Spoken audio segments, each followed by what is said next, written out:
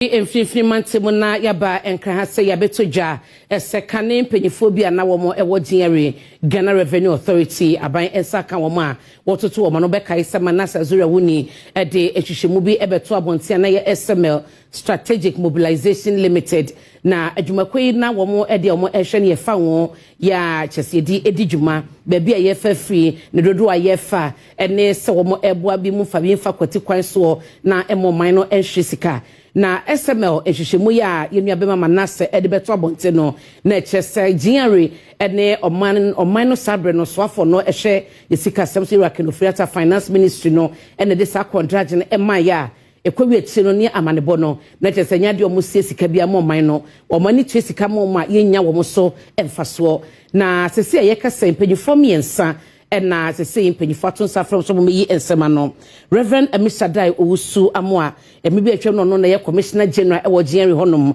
enyo no kwanyera Isaac Crensel kane Commissioner ewo Customs ye ne ona ye General Manager ema SML sanso ena Christian Tete Soti kane Technical Advisor ya ene ono eno ye Managing Director and CEO ewo SML nti mpanyifo yi ena womo ensaka womo ekwawi echi no Mumienu de omantumi ansia bela ide ma wom no omantumi afa eho enema ama ntogusoa ewo kukumu na wom no eye yewra Owusu Amoa Crensel na Soti wom no mugusoa ewo horo na yebekwa homa so na yene manase Azure awuni adi enkomo na fe ya sho no na de sa hwehwemu yi eba bonten na de akowie ya ene sunsanso we na ebe no eho asem etesen ansa na yebekwa manase enche no me fa nkwamra sebedwa fie empanyifo enso na omampani John Mahama bo mudin se wo enko Supreme Court o man court batan enkosom na wo semra sebedwa fie appointed committee etoto wo ma no wototo wo ma no ewieye no na eho akohia eseja emra sebedwa fie jomutum omajomatum Alexander Fenyomaken penyinya Adom kuma won mahebedwam anim okire mu se abra wototo atemmuafo ya wobekọ Supreme Court anono wonom ekire wadwene efa enioma bia wo hunu ne se enkoyie ya Chief Justice a wotwe ne sensenye ya wokire mu emfa mra kwan so nyina ene ensem fufuru bi eka ho nso veti ni nyina ebewiye no wonom age Justices enso atumu a wondin ene Sir Dennis Dominic Ajay, Justice Jibio Simon Subiera, Justice Senyo Jamefe, Justice Kwekutewia Akabuafo, Justice Philip Bright Mensa, Justice Nana Pari Batsel Squadru, ene Justice Hafisata Amali Buba. Mr. Speaker, the breathtaking hypocrisy of our friends in government is hereby exposed by their very conduct. As I stated at the opening of the vetting of the nominees, this government hypocrisy reaches staggering heights that insult the intelligence of every thinking Ghanaian. The same NDC that relentlessly opposed the nomination of Justice Sufaya Benasco Issa and Professor Richard Frimpong Opon under President Akufo-Addo, crying incessantly that the Supreme Court was bloated, now presents 7 nominees simultaneously without a hint of shame or self-awareness. After making all these appointments, in the dying days of his tenure as president, he anticipated that some justices will be retiring. And in anticipation that they will be retiring, he then brought nominations to this house in order that when they retire, he will still have the numbers that he wants to have on the bench. Mama say emfa enko jinare ni mpanyifo miensa ya wo matonsa from etoto ma no ne ho amanebo yenhwe de Adom Kasee de bae. Office of the Special Prosecutor, actually, Reverend Dr. Amisadai Owusu Amoa, Yanu Kane Commissioner General, Ghana Revenue Authority, Isaac Crensel, and also ex-commissioner, Customs, Yasisi, Waya General Manager, SML, NFA Christian Tete Soti, Ya Kane Technical Advisor, Sisi Waya MD, NCUA, Wade SML ano. Esign in Shishimumbia, Warye Efa, and Sembia Ususu Fakata Seshahu, contracts are Eda GRE, any SML and Tem, Efa Revenue Assurance Services Bihunti, and Wakwa Chirwanum. ehwehwemu a wɔyɛ no sɛ de SML ekyiremu sɛ wɔnom adwuma a wɔyɛ no aboa mɔmɛn enya sika bebre no ɛno nso wɔbɛhwehwemu owusu amu akwensel ɛne soti de ɛno anadwo wɔnom ɛda efiase esan sɛ bail conditions a wɔde ma wɔnom no wɔntumi ɛnni hyehyɛ no so. Medewe ko PURC omodi abeto jase kita won sabosome ayebesim ni da edi kan pepepe no enkanea ya omoton ema wo no omodi entumu a eye ohamochichemu mienu ene achipo enaninum ena eba abeto so ano no eka mo enhyehyeye ho a abosome miense bia no wo mo eto eye enkanea bomu. Public Utilities Regulatory Commission PURC abamane se efikita onsabo so mede di nkan e wa afimpinu ene edununu mimu no wonom ebeto electricity tariffs mu ohamu chichemu mienu ene echirepo aduanan num e wo customer categories ni nyina mu sa tariff adjustment no wonom ebeka wonom eye residential non-residential and special load tariff customers. Ya ubejina wonom nhyehyeye so ena edi sa adwume enkrata commission edibetu dwamu no ena wachiremu se science wo pese wo boa ema enyina mahodin ejina so nti ena wo yesa ntumu wonom achiremu enkrata ne mu se wonom ehwe niam bi te se inflation ensonsono ya edaga na cedi ene US dollar no entem ene niam afufuru bi so ena wode to electricity tariffs ni mu. Nansuni nyina mu no PURC edi atuja se sika yetua ewo nsuo buo so de se de na esitie ewo third quarter wa fimpinu ene edununum ni mu no saa na tie wo bra won fa bi ento so. Enche bia na ebeto jase yisiji womo enamo etwitwa nkofo enkania mu sansoche womo ewia enkania no eye enyamahode no efa kwati kwanso Rehoboth Estate eka womo wokotwa womo enkania mu no ho na yekase abeto jase ECG asama womo enkania na ho ama ne bono Prince Oswasiedo akoho edeba Director awono eneda estate na no William Sasu edi abeto jase sisi a yenemo ekase womo enya eye enyinimu ahoden ankane etwegum yiro papa echira eye afi 2023 womo no ene ECG dumako no esinkonya edi to wonanim se womo permitters enu nti no ema etwentwen so a mita na womo ehwe enim no enye ninina ana womo enyaye wo kira womo nam kwan paso ana womo ene ECG etu anamon. At the moment, what has happened is that ECG, noticing that some persons have already got meters, they've come to connect them. There's no problem at all. We have also acquired a transformer, and soon all the estate will have its own transformer. We are not going to depend on the public transformer at all. We are going to have our own. Well, it was our expectation to get 110 of these meters on the first delivery, but we got only about 38 of the meters supplied. And fortunately, those were given to people who are currently occupying these estates. As I said, the rest majority are people in the diaspora, and they are not fixed to ECG meters at all. Wasai edi ato Ghana fo ni nanim se womo ebekoso a ene Ghana fo edidwa esan se dwumadi a womo edi ewo ha no enye kwan boni so kra. The block factory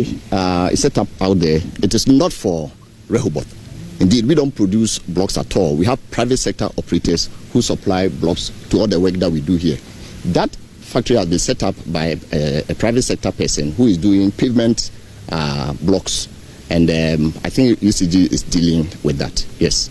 ECG is our development partner, like Ghana Water and so on and so forth. We have development partners. We work closely with them. We shall continue to work closely with them to ensure that not only this estate, but the other estate that we are developing in Accra have power.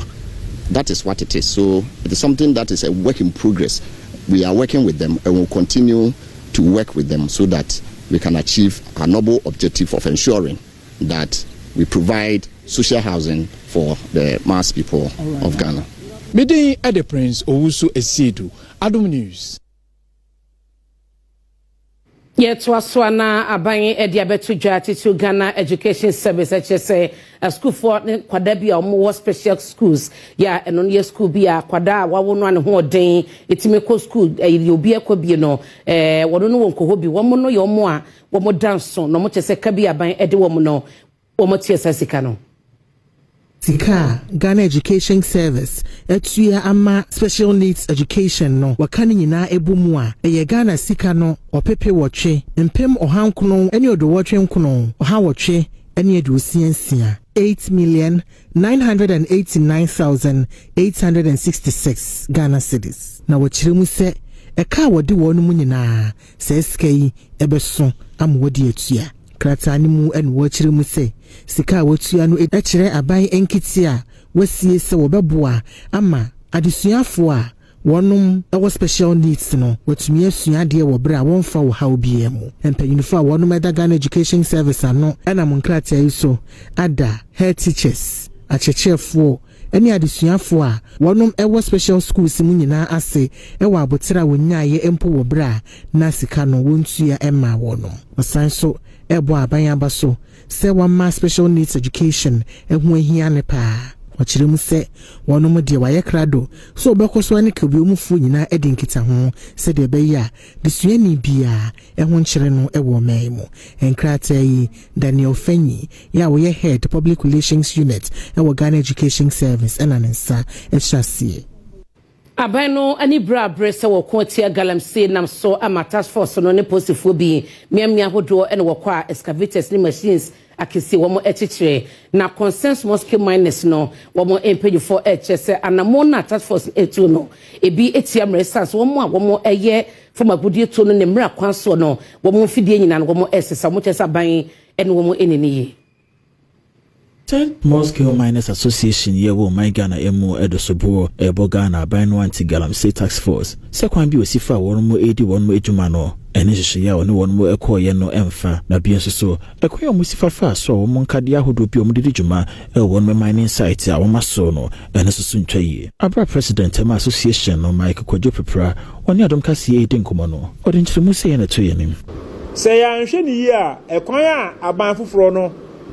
odi small scale mining aban dada no odi small scale miners for far so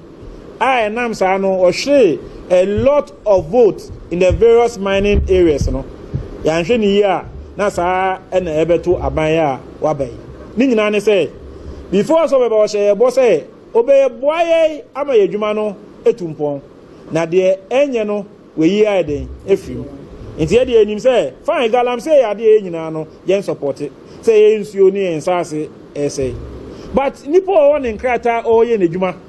a ne excavator esifie mpo on start edwuma no sa nipa ne enkofa ne excavator na yemfa anye de enko so hono mu a ekwo ne panyefo sanso de kan ho se ekwan ya tax force no efa so no omugu aban anim ase in the various communities say be ekwa na ya chiga na ni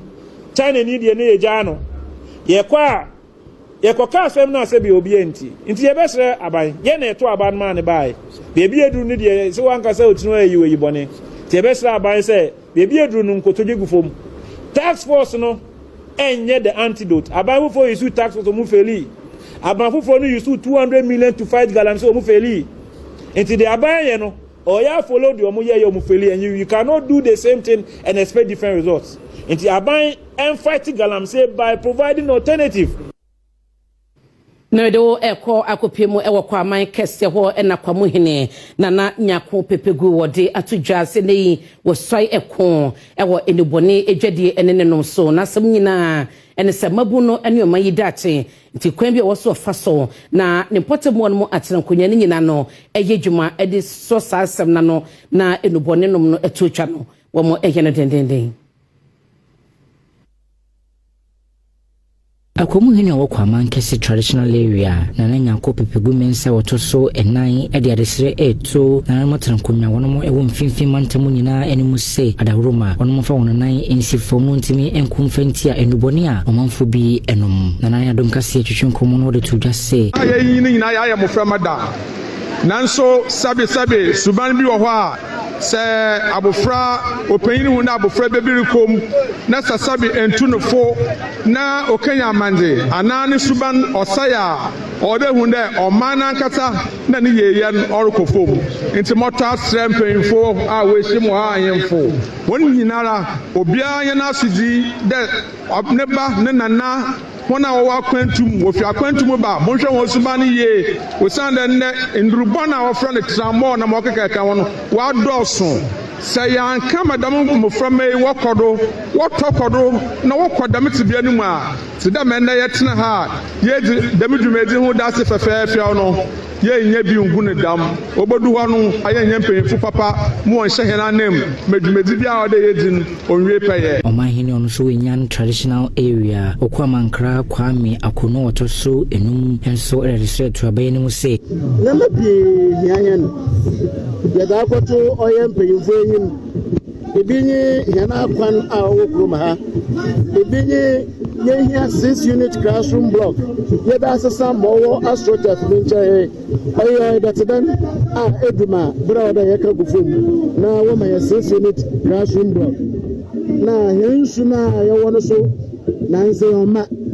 wɔama yɛ pipe kama na nsu no mma ɔno so kwan bi a wɔna no bɛhwɛ ma pipe no aba no wɔnhwɛ mɔmmra yɛda mu ase Medoko appointment mu na ho na ahemfo ni nyina kokɛseɛ ɛyɛ Eastern Regional House of Chiefs ɔmo de afoto atum ɛsɛ kokɔ wo ne potem ahensɛm ɛne de ɛsɔre bebrebe no ɔmanfo mpanyefo nhyɛ sɛ ɔmo de asomdwie ebema adi wɔ mani mu sansɛm nkuto ɛna ɛdi mpuntuba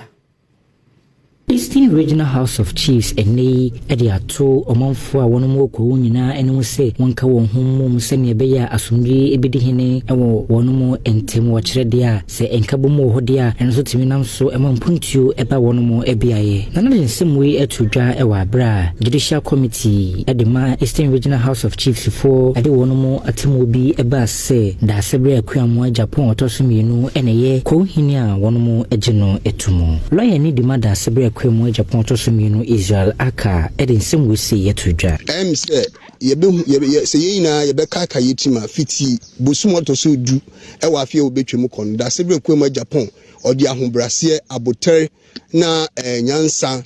a odi buni mani a odi asem na beda ni Regional House of Chiefs ene yesi ye di anu ka asema ntokwa ma ye di anu aka ine na nananum wo nananum atnasi abu asem no interim injunction no amada sebre intime fi se ko man na beta da sebre nichi na behwe na asomdwi oba ko na ko fa ne tampa ifra Adom Kasee ene nanom hemfo bi a wo ko atwetwe nkoma wo de nsem se yetudwa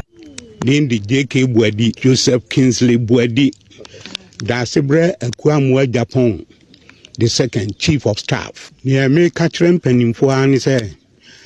ne na ye hwehwe no se asomdwe mra kwawo no eno na enne yensa kan ntini abesre kwawo mpanimfo nyina se Ghana ya womra na se obia anso no edi mra so to aso na mede wo eko akopie mu ewo asen eye traditional council hodom na eho na amanso afo hene yo wogumwa ede atudwa ese ahemfo ewo asudie kese asudie no ene se ommasumdwabo mpotem ahodo na eno achi so no niema bi omowa etimi ema ensahye ekosoro no na adubia etwedomba no womo hyemukena na womo eyo mofamudie no na esanso ebo mamuna kasa etwedom awowo ebakrum na eye eno so no ekosoro Amansuafo hene ye owogumo a Sin Traditional Council no kro ya finfi mantaminimu Royal Ambassador ema kwansere adwuma no na uraba obenten edinkra ema na nanom na aban so my Ghana yamamre ne yamane na brebia na bosempanyefo etumbo ho dohoro ema wiasa fa na nyina no atumi hono esanse no betumi aboa ama man ya kwansere adwuma no akonanimu pa stories are your Ahiankasa say ye fire history, ye fire stories. Now ye promoter Otum or the Sikaba, Otum or the Premtobre. Let's for a change focus on what we can do. Them and the theme working about the history of Ejahor. The no buffer the man go man. In the Ahianso. We have to find ways in which we can creatively bring the youth on board and then find new ways of promoting tourism. And which divisional chiefs be a one more Sin Traditional Council and so den sim yet to us so. Ya kwan, no schools, ye me bebre ye kede de nyi to aban koten do a ye bebre wo de aye so ye boye ho modin nye raise ska nye tumi ye de boa nye aban hu de ye ya oba bobo ahe over 600 years ago I ja hozo no ba for meninti afibia no gomoman yedi ahoba ye de ka eja ho no mo nhye gomoman na da gomafunya nkran menchire me yeso yenye na mapapa Prophet na ya osafo multimedia adwuma kwemu ana wodi ne dwuma ewo Adom brands na enfie adunie ya wohyase eye nsɛmtwe adwuma no ye kase wakwakopie mu ewo nsɛwom ne duafie de akyɛde ahodoɔ na akɔma wo ma aye ni so ene anigye ewo no ma panyi ono ne kasa ma nsɛwom ne duafie ni Adom Kasee di nkomo Monanavi eye PRO Emma Epoye Mantemu Prisons Commander Abra Prophet Nanaya Osafo ede eniama bi te se nsuo enuane entade ene nama foforo bi eka ho ekoma ensawam prison for ewiye no ene owura yi eniama ne bu ne twetwe nkomo a wode aseda piesie Emma Nanaya Osafo ene ne dom so ababe wo no musa adoye no ne kasa ye mu no wode tudwa se enipa bebre na eneduafi hono no ababe wo no mfie a etoso mienu ne senti adwene pa wura yenya ya odi ababe wo no musa adoye no wonom eni aso pa abrenya ya ngofo do na afise bia wo so munya broso ana bibia tisa ansa no motimi ababe hweye bayem sa ade a wayi edan enso na yeni enso aso enti prophet na ya osafo ade a waye no I think it's on course and we are so much yeni agi say wakaye wan kai bebia mum yena yewo efiase Prophet Nanaya Osafo eye adwuma ewa Asempa FM woye Sempa Kani na woni amane boni enkomo twetwe mu no wono so de atomanfo nyina animu se wonfa namfo pa se de ebe ya enkoba se esan binti wonom ebekwa kopie efiase nti a ema wotu anamon ede sa anyame ekokoma ne duafo a wonom ewo nsawam eneduafi honom no woni amane boni no enkomo twetwe mu no wodi tudwa ye woni pa bebre wonom mo da afiase a omukodru court no omo gitum so omafun omo paacho bademra no eni omodi emo akwakoda ho Erade asem yeti ase e wo 1 John chapter 1 verse 9 and if we confess our sins to him he is just to forgive us and cleanse us from all our iniquities opem waka emrane nedi be Erade Nyankopon hu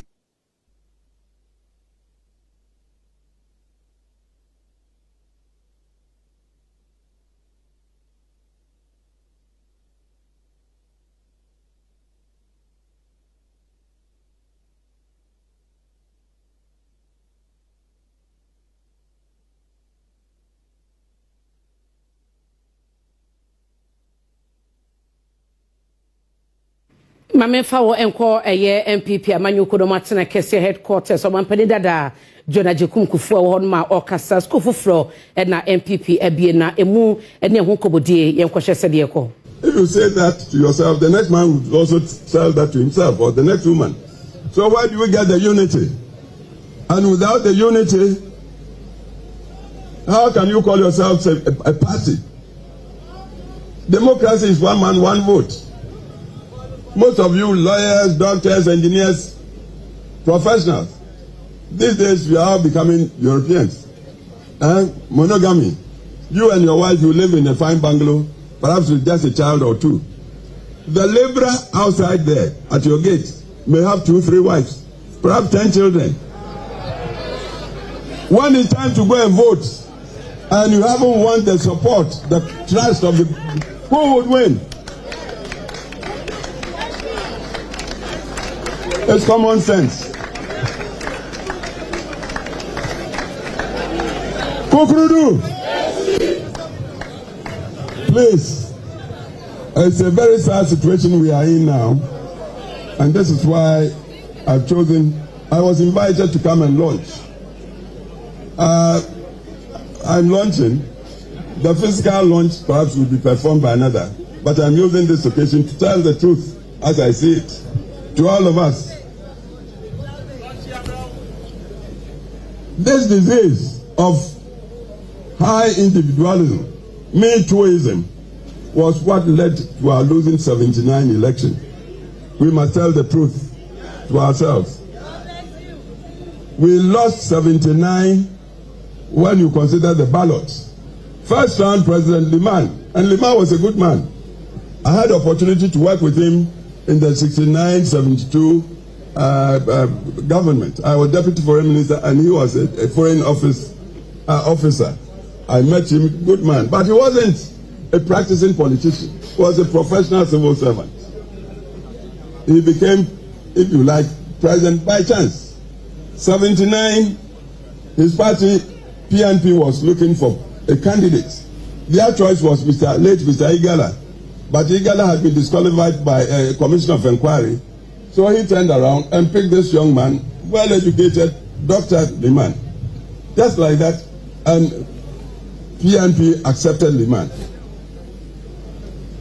So into the elections, nobody knew Liman much around the country. But because that party was so united, and PNP, united like a fist in a glove, and us, the PFP, UNC, we had split ourselves, believing that we were so good, the people of Ghana would see our goodness and give it to us. We were not organized. Rather, we were tearing at each other, destroying each other, telling all sorts of things about each other, assuming Ghanaians were not listening or watching.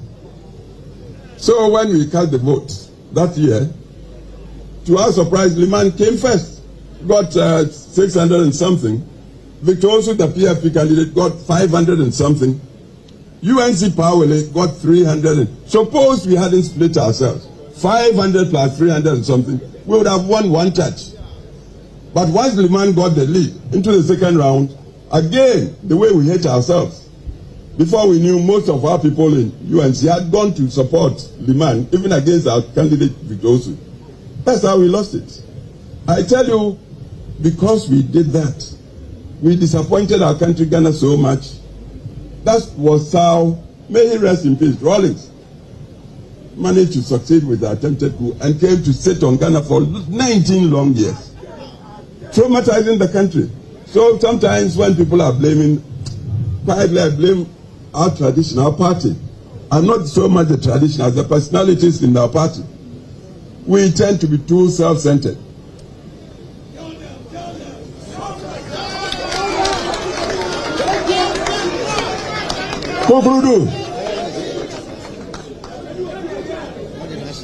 I've told you, Buzia was a very lone member of the then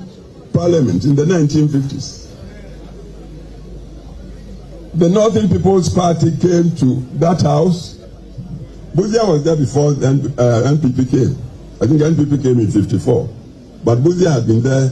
from Legislative Council to Legislative Assembly. But Legislative Assembly was a lone member against the very powerful machinery, highly organized machinery of CPP. But the way he performed and the Omampani dada John Ajekunkufu na wotene kana MPP atena kese suku ya womo atie na wode ebema entitiye na wode nsemi etudwade wakakosie ene se party no ehia enkabom na woma abakosem safi apema hankrom edioson enko 1979 no eyesa pesaminkuminya matebe ho menti ase yenim weni ade no a na ema womo edi ntwe wo sabre no abato ni mu a wode kroye na womo emu anchicha nkobeko nti ose enkabom no ehia e wose dodo na de womo interest menkome de memepe eto nchen na womo dwene party ne ho de enkabom ekonkode ekowomanim de ekoso party nim sesei na waka eho asem no ma mentwa mo me ba de aka ewotire ye de nyina ebeto aso mame mo akwa ba me da sese oguso a eka me ho na unim se kita wonsabo so ebesi me ne da edikan eyebnada ebeyin na mampani atusada na siwo so my Ghana yemfa emompa ye na ye na onyame ase de no na kan first lady na konadu Adom Rollins edna no to bi chese wo so pa eye anamontu papa abayi e wo se etena na Ghana fo e de kai wo mo enyame na bibia obode no bo man no ho ban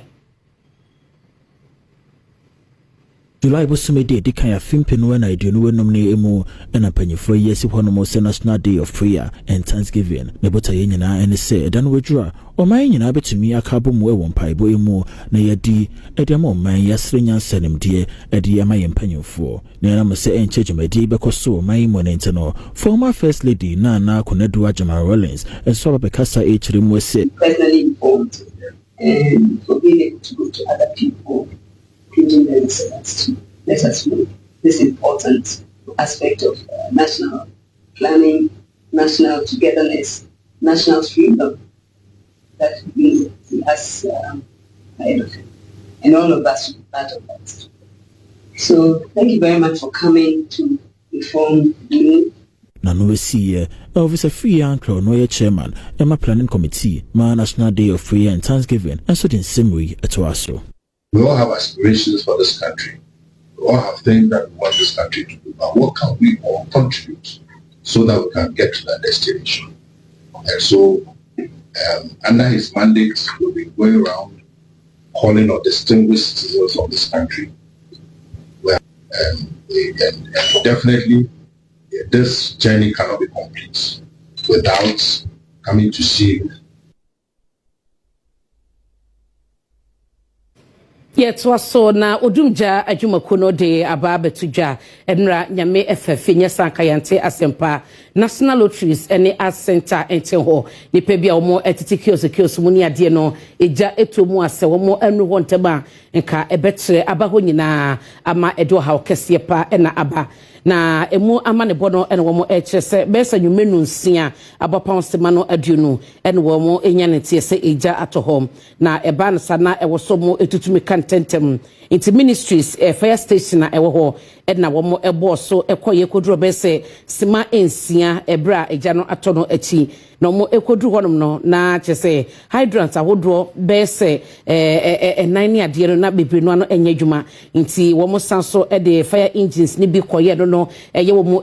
asen ye womo edidumja no ekokoto ato so ekohwe ye nti electoral commission Accra City Parliament House Greater Accra Regional Headquarters ni nyina womo asen no etutumika ekopie mo ewo on ma ekoso eja no anom no mo chese na ano ye dinti no sa anwumre no sia abaponsemo na dunu sia ehase no womutumi edum eja no bese anajo no nso ma edumu akodu bese anajo no nwotwe no nkrumu no ansa wotumi ahu se wedie wo maka kire adum no krakra no mo chese aye enuadan ya no masie no beye aduonum 50 ena ni nyina ese ya wo ma no mo no bia ni ho no motumi fa bibia efiri honom ACFO2 Osmond anum ena woba incrementally mu a wodimja adwumaku no woye commander na ACFO2 Rashid Nisau wono so na omunyina ekopie mu ho no ma wo ekohwe toto niema ama eneme ne ekasa die nyame adom wo matumi akora ejano a bibia aye asomdwumu wo mo ekoso a eche sehwehwemu ehase ya de besie bia ne mu ama ne bo ebeto so ewo ekire na awia Premtobre Kasee bo na wo hwa eye Adom TV meba sesia na emaya bebro empimudu na ye kasey wo mo enya entitiye eba no ICT abefo kwanso neyi ye diguma no a wo mo enya enchekire ene osiehu no e wo sanfa ho. It has come to the Volta region as such an opportune time, and we are excited that this year they chose to have the program at the University of Health and Allied Sciences, which is in the Volta region, the only state university in the Volta region, and all the girls have gathered here to celebrate this day. It's an empowerment mentorship program geared towards mentoring our girls to have passion for ICT and to dream beyond what they are thinking. This is predominantly a male field, dominant area. So it is very good that the Communication Ministry has put together this mentorship program to ensure that they whip up interest of the girls in ICT. In fact, it was introduced by the girls by the International Telecommunications Union, which resulted from a resolution called Resolution 70. And that Resolution 70 intends to empower women to take up careers in ICT. It was noted that women are far more abnormal men. And in fact, an ITU report indicates that as of 2024, we have 200 more men than women undertaking careers in ICTs and STEM. And so the program intends to bridge that gap between women and men, and also to make sure that girls are far more represented in ICTs than we have here. Yejina ewo framante mo na Adom Kofi Kpotosu na oyemra sebejani wo hu abato empesian so wode cement makoma kwadu no mu akoma police for atanye wo mu esie ene wo mu ehyesie odi gwagwa so se de beboa ama police for dwumade ne bambo de bo manfo no ekoso. Adom Kofi Kpotosu eyehu emra shebedwani wode cement bags no aduonum akoboa sebeya police training center wo sie no obetumi asie wie ntem na aboa ma apolisifo atumi akwakwaje ntete ewo hono na aboa mansini ne nyina owura ne kasaye mu no wo kire mu se so that they can complete the whole quadrant and use it for passing out ceremony. So today I'm donating 50 bags of cement, concrete cement, so that they can finish the work very well. Yeah, and he's also made me aware that after that there will be a day. So he's asking me to come and support them. So I've taken judicial notice of it. So at the right time they will hear of me, support them in putting up the days. But between now and the passing out ceremony, it will be difficult for us to finish the days. Officer commanding of the Volta Regional Police Training School, ACP William Yankee Akolache, ene amani buni odeshebo wusu job enkomo twetwe mu no wodamra shebedwani ase ewo moa wode ababe ma wo no no. I think I'll begin by thanking the Honorable MP for whole Central constituency for this gesture. In fact, we started this parade reconstruction effort since February 2025. In fact, before we started, we were looking at how we could come to this far. But we wrote to banks, individuals, appealed to individuals and others. And then the MP is one person who from the start assured us that he was going to help us. They were quite half a month of them near Gina was to Tiffin North Mansinimu. Daughter Hafiz or Nonia by Catchpenny or one more. Was said to the be a young crunkum, a woman sinner siano, or month to a more every year pa. Nanis for the Cassia Pabak, could say, Nibrebes will be free so Sabai Catchpenny no. Na in crunkum, were Pedro Mujuma ama in Punto about no month for so a war sample Tamulinano, or more high woman. Hafiz Dauda Tiffin North Mansini Krache ewo ahafomantem wa shebo se wo baba boa ama nkrunkuma ewo ne mansini ni mu no manfo atimu ahokyira wone mu no we ni nyina afri honom wo hye saa boyi ewo bra wo ya obuosi akrum Kwame Mensa Krum in Suta Gambia #1 Bia so Kwadwo Adai Krum ene Gambia #2 na ehono mu no koshia na nanom ahemfo ene manfo a wonum ewo sankru yi mu wode to wonum anim se die nim mpaso ewo school so ana insurance so ana say electricity ana network because technology na be in a way say e school mpo a nkura no bebre na use ICT. The sound of man and in ano a dear ehia ewo nipa asnem enti mema mekasa enwa wo ho ye behwe na ye ne penimfo ahia wo ho na ya hwe kwan pa ye be faso ahwe na de wo se ye na nimunimu ya yaye na community nso etimi etumpon Gambia #2 hene na na yebo asiama to Mansini Krachi enimu se so ye na dwuma ya emiri bi bese du biem ni obi na kase won sanko biem nemum se wanye wo ye no wanye ni ya kase bia obi wo na se ne fre dwuma na wan hwa anye nam kwakọ bompa ya ma no wuran konwa dem so a ebo ni di agunsan bompa ya ma no etumi bi ebeko tia no a wonye mfomso wo ho ana obi obedi na chi a opena hwase de ene nipa kro no bedi kai na mo no so adi na chi ti me ogide onyame mu se obetima ya adwuma no enu nti na aban ebo ni din no ame asomdwe nka no one na pamfo nyina mama nyina ensemi so na mentwa me bade aka wachire no ebeto aso edin amagye so ene abena pokua a renie Right, for us, guys, I was saying, I'm going to say, twice a pair, I'm a top better, can see my summer for Mrs. Jamina Hop, and I met twice with you. Now, let's just say the fee, USA, a club World Cup, yeah, boy, then yes, I'm get to a class, Man City for you. One more year, I'm no packet, so I'm say, when Daniel should do, I'm going to be more, yet, she won't go ahead, beach, yeah, my video, I have Guardiola in the press, no.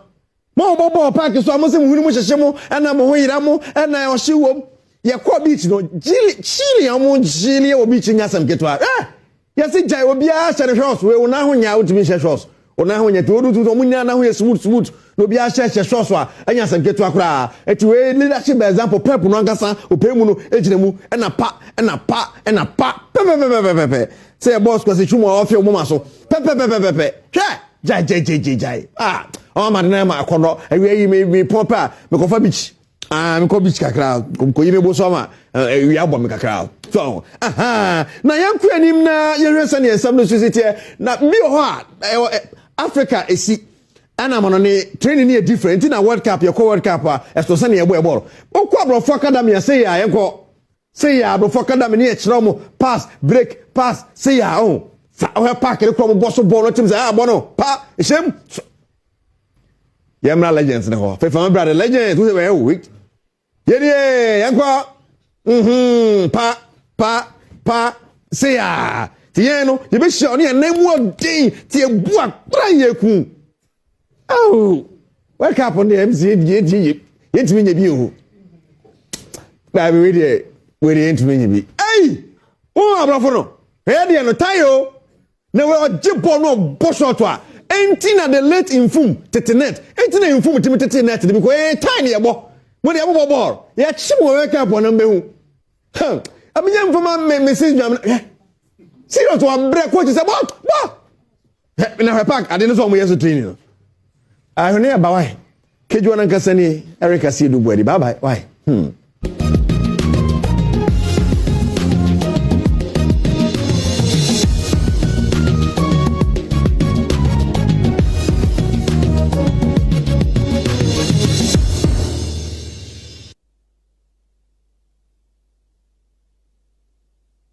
Pero we kwa abo number 2 hono manfo no bosi wo mani agese na nsen enkane dundum tete wo monti no community na nkasa wo manfo no akekomo sasa kope generator ama wo health center se sei enkane abegina so abibia na watumi ahwe wo ewa yareshem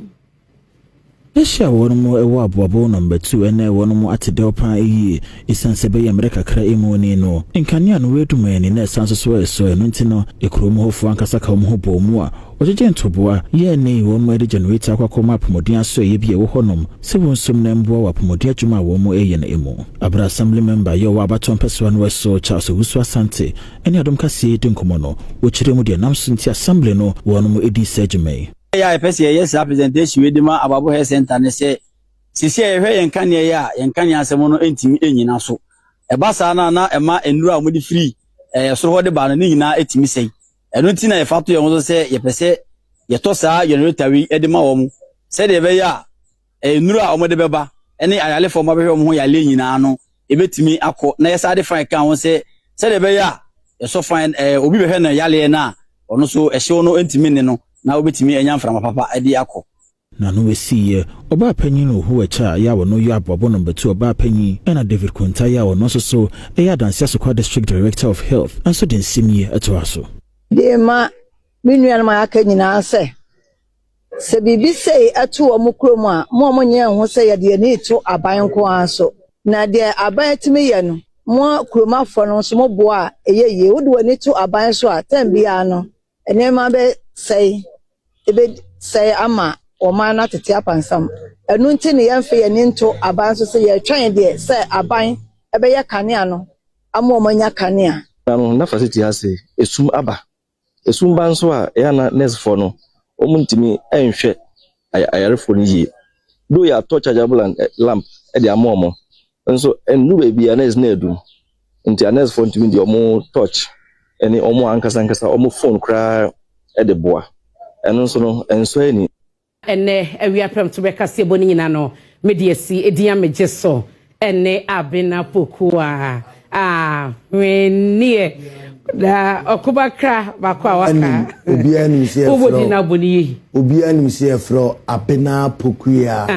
ahwene wabo badi